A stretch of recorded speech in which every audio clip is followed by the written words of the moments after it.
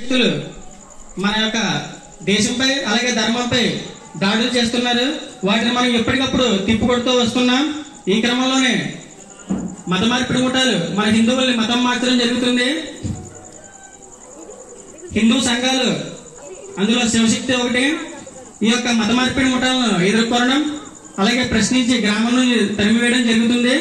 మన అత్తమూరు గ్రామంలో కూడా సుమారు 4-5 సంవత్సరాల నుంచి మేము శివశక్తి ఆధ్యాత్మిక చైతన్య వేదికగా చేసుకుని గత 4-5 సంవత్సరాల నుంచి హిందువులను చైతన్యపరుస్తూ మత మార్పిడి ముఠాలను మన అత్తమూరు గ్రామం నుండి తరిమివేయడం జరుగుతుంది.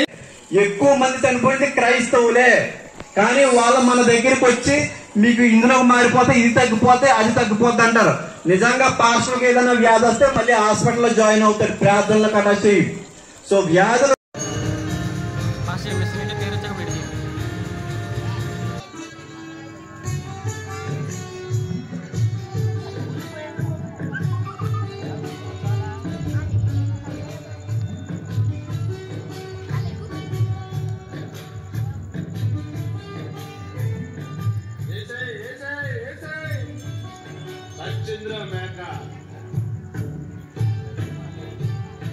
మోడీ 2 సార్లు ఎరగదీశాడు. 3వసారి ఏం చేస్తారో చూడాలి. మోడీ తర్వాత యోగి వస్తారంట. ఆయన పేరు చెప్తేనే కొంతమంది ఈ విషయం వేదాలు కూడా చెప్తున్నాయి. సర్వ పాప పరిహారం రక్త ప్రోక్షణ మానసికం తది రక్తం పరమాత్మేన పుణ్యదాన బలియాగం. మన పాప క్షమాపణ కోసం ఆ పరిశుద్ధ రక్తం చిందించింది ఏది? ఆ రక్తంలో కడగబడితేనే మనం పరిశుద్ధులమవుతాం. వీడు స్వామీజీ కాదు, వీరస్తాని వాడు. మనల్ని మోసం చేయడానికి వేషం వేసుకుని వచ్చాడు.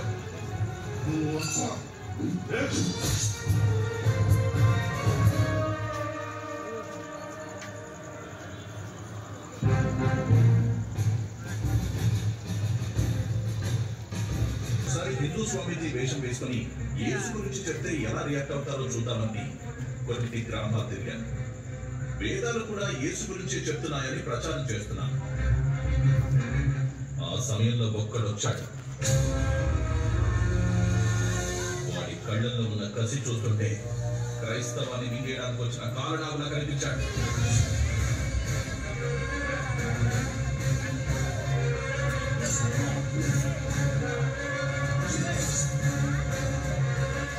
జై శ్రీరామ్ జై శ్రీరామ్ జై శ్రీరామ్ జై శ్రీరామ్ జై శ్రీరామ్ జై శ్రీరామ్ జై శ్రీరామ్ జై శ్రీరామ్.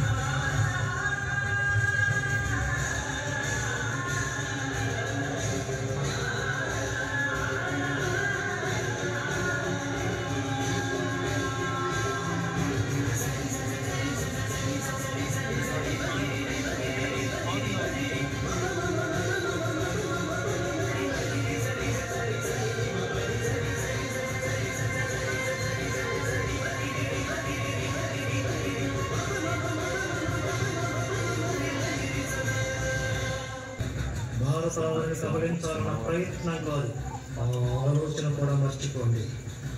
లేదంటే భారతమాత నుదిటిపై నెత్తుడి తిలకమైన బిడ్డలందరి మీద ఈ గడ్డపై మీ ఉనికి లేకుండా చేస్తాం. మిమ్మల్ని మీ మొత్తాన్ని హిందూ మహాసముద్రంలో కలిపేస్తాం. హిందూ మహాసముద్రంలో కలిపేస్తాం.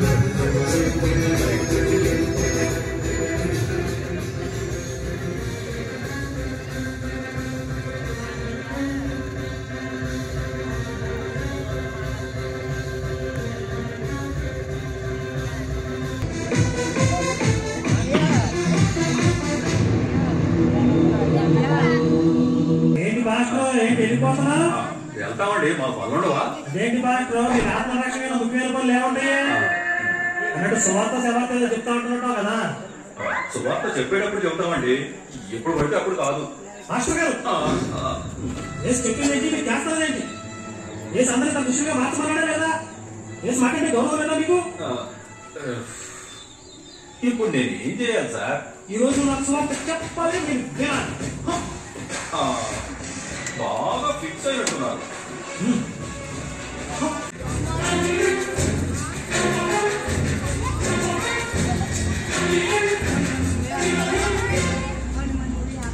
యేసుని నమ్మారు గనక స్వర్గానికి పోతారా? మీ మతం చెప్పేది. దీనికి మనసు మార్పిడి అని ఒక అందమైన ముసుగేసి ఓళ్ళ మీద పడతారా? కుటుంబాలని చెల్లా చెదురు చేస్తారా? దేశ ద్రోహులుగా తయారు చేస్తారా? స్వస్థతల పేరుతో డ్రామాలాగించి మూఢనమ్మకాలతో రోగుల్ని చంపేస్తారా? స్వర్గం నరకం అనే ఆశా భయాల్ని కల్పించి వద్దని చెప్పొచ్చు. ఏంటి నేను నీ దగ్గరికి వచ్చానా? నువ్వే నా కాళ్ళ దగ్గరికి వచ్చావు. నువ్వు రావడమే కాకుండా నీ దేవుని కూడా తీసుకొచ్చావు. సిగ్గుగా లేదు ఏంటి? నచ్చకపోతే వద్దని